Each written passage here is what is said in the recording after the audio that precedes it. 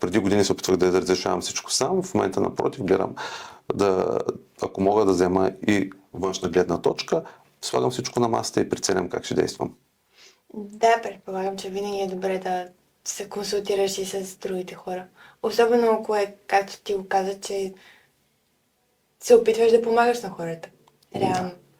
И искаш да видиш и това, което работи за тях, защото, примерно, това, което работи за мен, може да не работи за някой друг.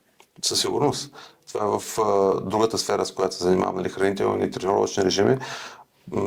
Имам състезатели, спортисти, нали, професионалисти и мога да ти кажа, че спортисти от един и същи спорт по абсолютно коренно различен начин се подготвят и като хранене, като добавки, като възстановяване, просто защото организма работи по различен начин. Един се възстановява доста по-добре, другия се възстановява по-зле, на един му трябва малко повече време, на другия по-малко различни храни, на един действат едни храни по един начин, на други. Така че има много обусловености и генетични фактори, и това какво правим, така че нали, няма как да приложим едно нещо при всеки. Определено не работи.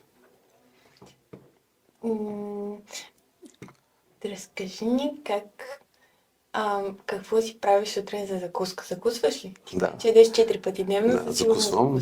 Да, закусвам.